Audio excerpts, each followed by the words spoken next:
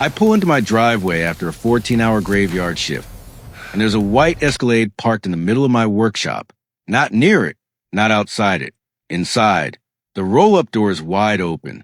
My padlock, the one I installed 3 weeks ago after she started showing up unannounced, is lying on the concrete in 2 pieces, cut clean through, and she's standing there, phone raised, filming me. What are you doing? I say. My voice sounds calmer than I feel. My hands are shaking, not from exhaustion, from rage. She doesn't even look embarrassed. Official HOA inspection, she says, like she's reading from a script. Do not interfere. I look past her. My welding station, the one I custom built, the one that cost me $3,000, has been shoved against the back wall. Aluminum stock scattered across the floor. There's a dark stain spreading under her rear tire. Hydraulic fluid. From the lift I use for fabrication work. You cut my lock. I say. She taps a notice taped to her windshield. Doesn't even bother looking at me. Emergency safety inspection. I have full authority. You broke into my property. She smiles. Actually smiles. You'll thank the HOA later. I stand there for a second, just breathing, staring at this woman who's been harassing me for 8 months, who's filed 17 bogus complaints, who's tried everything short of arson to shut me down.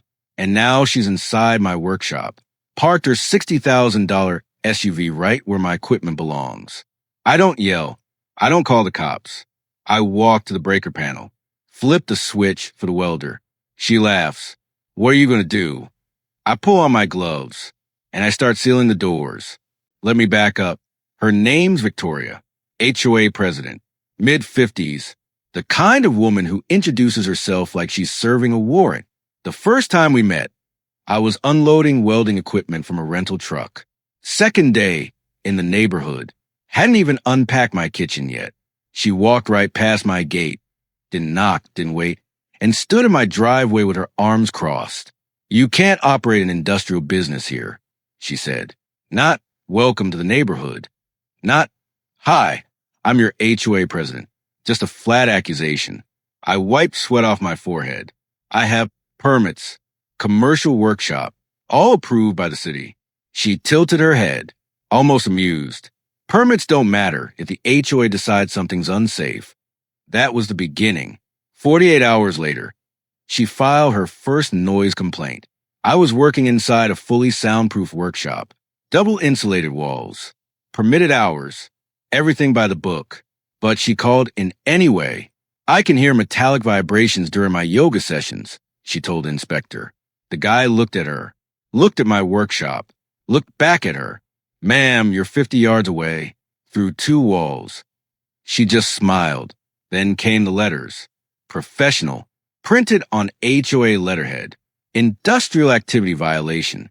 Fire risk assessment required. Visual disruption of neighborhood aesthetics. All baseless. City inspectors came 3 times in the first month. Each time they walked through, checked my permits, my fire suppression system, my ventilation. Each time they left shaking their heads. She reported you again, one inspector said. I know, I replied. Each cleared inspection only made her angrier. By month 3, she'd started an online smear campaign.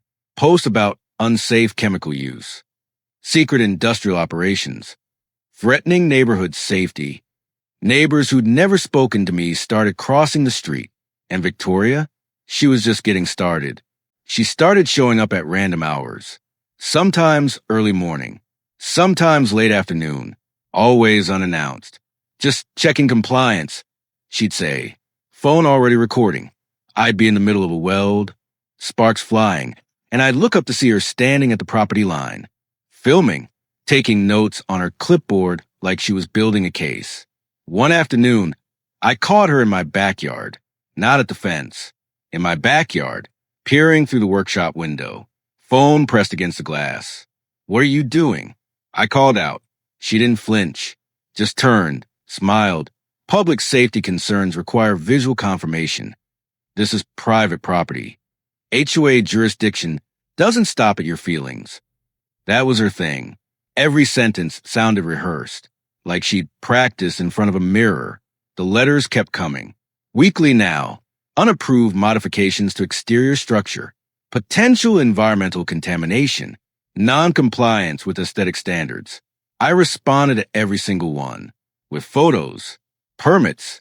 City inspector reports. Didn't matter. She'd just file another complaint with a different angle. By month 6, she wasn't even pretending anymore. People like you always cave eventually, she said one afternoon, leaning against her Escalade, arms crossed, smiling. Is that a threat? I asked. She laughed. It's experience. That's when I realized what this was really about. She didn't want compliance. She wanted me gone. Because my workshop sat on a corner lot, prime real estate, and the HOA had been eyeing for years. Wanted to expand the community center, add parking. They couldn't force me out legally. So Victoria decided to make my life hell until I left on my own. But she made one mistake. She assumed I'd break. And when I installed hidden cameras 2 weeks later, she had no idea what I was planning. The cameras caught everything. 3 weeks after I installed them, Victoria showed up with 2 board members, walked straight through my gate like they owned the place. I was inside, headphones on, working on a custom railing order. Didn't hear them until they were already measuring distances between my equipment and the walls, photographing my tool racks, opening cabinets. I pulled off my gloves, stepped outside. What are you doing? Victoria turned, clipboard raised, compliance inspection, making sure everything meets safety standards.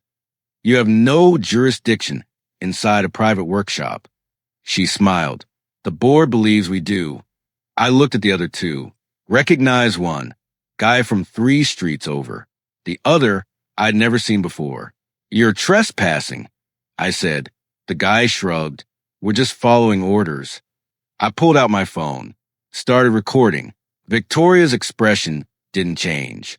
Document all you want. We're documenting too. They stayed for 20 minutes, measured, photographed, took notes. When they finally left, I went back inside and pulled up the camera footage. Every second, time-stamped, GPS tagged. I saved 3 copies. That night, I got another letter. Multiple safety violations observed during inspection. Immediate remediation required or fines will be assessed. I called my attorney the next morning. She's systematically harassing you, he said after reviewing the footage. But unless she commits an actual crime, it's hard to pursue. What counts as a crime? Breaking and entering. Property damage. Something concrete. I sat there for a minute, thinking, what if she does? He paused, then document everything, and call me immediately.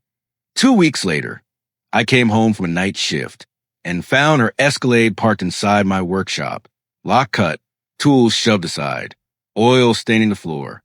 Victoria standing there, filming, smiling. That's when I knew. She just handed me everything I needed. I stood there for maybe 10 seconds, just staring. Her Escalade, front bumper inches from my oxygen tank rack, rear tire sitting in a puddle of hydraulic fluid from the lift she'd knocked over. My $3,000 TIG welder shoved against the far wall, aluminum sheets bent, steel stocks scattered like she'd driven through a construction site. She had a coffee cup on the console, reading glasses on the dash, manila folders spread across the leather seats. She hadn't just broken in. She'd set up an office. How long have you been in here? I asked. She shrugged, didn't stop filming. Long enough to document multiple code violations. I pulled out my phone. The hidden cameras were already recording. Every angle. Time-stamped. GPS tagged. You know this is breaking and entering, right? She smiled. I have HOA authority. This is an official inspection of private property, without permission, with a cut lock and a destroyed entrance. Emergency situations require immediate action. I looked at the puddle spreading under her tire, at my displaced equipment, at the coffee cup that told me she'd been here for hours, and I made a decision. You can leave any time you want, I said. She lowered her phone slightly, confused. What? The rear exit is open. You're free to leave. She looked toward the back of the workshop, then back at me. I'm not done documenting. I walked to the breaker panel, flipped the switch for the main welder, The hum filled the space. She laughed, nervous now. What are you doing? I pulled on my gloves, grabbed my helmet, securing my property. I started welding the roll-up door to the frame. She stopped laughing. You can't. Emergency situations, I said, require immediate action. Her face went white, and I kept welding. The first bead of molten steel ran down the door frame, sealing the track. Victoria's voice went shrill. Stop. You can't do this. I didn't stop. I moved to the second section. The welder sparked. The metal hissed. Another seal. This is illegal. This is imprisonment. I lifted my helmet, looked at her through the windshield. There's a rear exit. Fire code compliant. You can leave whenever you want. She fumbled for her phone, started dialing. I went back to welding. By the time I finished the third section, neighbors had started gathering outside. Phones up, recording. Victoria was screaming into her phone now. I need immediate assistance. He's trapping me in here. I finished the fourth seal, set down the torch, pulled off my gloves, walked to the side door, the one that led to back exit, and propped it open. You're free to go, I said again. Calm, clear. She stared at me, then at the open door, then at her Escalade trapped between my equipment. Her car couldn't fit through the rear exit. You can't leave my car in here. You parked it here, without permission, after breaking in. I'll call the police. Good idea, I said. I've already called my attorney. Her face went from red to pale in about 2 seconds. That's when I saw it. The exact moment she realized she'd miscalculated. She thought I'd panic, call the cops, beg her to leave. She never considered I'd use her own tactic against her. Emergency action, immediate response, all perfectly legal. I pulled out my phone, opened the camera app. Say hi to the footage, I said. This is all going to the county prosecutor. Her hand froze mid-dial, and for the first time in 8 months, Victoria had nothing to say. Within an hour, my driveway looked like a crime scene. 2 sheriff's deputies, my attorney, a code enforcement officer, and about 15 neighbors with their phones out, recording every second. Victoria was still inside, pacing next to her Escalade, yelling into her phone. One of the deputies knocked on the side door. Sir, we need you to open the main entrance. I handed him a folder. Security footage. Time-stamped photos. The cut lock. Her car occupying my workspace. Every harassing letter she'd sent over 8 months. She committed breaking and entering. I said, criminal trespass. Property damage. It's all documented. He flipped through the folder. His expression shifted. She claims this is an HOA inspection. On private property. Without a warrant. Without permission. After cutting my lock. The deputy looked at the other officer, then back at me. We'll need to take statements. My attorney stepped forward. My client has complied with every legal requirement. Emergency egress is clear. Fire code compliant. The vehicle can be removed once the owner exits through the rear door. Victoria appeared at the side entrance. Hair disheveled. Makeup smeared. He trapped me. Arrest him. The deputy turned to her. Ma'am, did you have permission to enter this property? She hesitated. I have HOA authority. That's not permission. Did you cut this lock? Silence. Ma'am, I'm going to need you to step outside. That's when the second betrayal hit her. A woman from the crowd stepped forward. Laura, one of Victoria's own board members. She handed the deputy a stack of papers. These are notes from every illegal inspection she's ordered. False complaints. Forged documentation. I can't be part of this anymore. Victoria's face went sheet white. The deputy read the first page. Then the second. Ma'am, you're in need to come with us. Victoria looked around. At the neighbors. At the cameras. At Laura. No one was on her side anymore. 3 days later, the emergency HOA meeting was packed. Standing room only. Neighbors I'd never seen at a meeting before. Some holding printed copies of security footage I'd posted online. Blurred faces. But the Escalade was unmistakable. Victoria sat at the head table, clipboard in front of her. but her hands were shaking. I walked in carrying my evidence folder, set it on the projector table. Let's start with this, I said.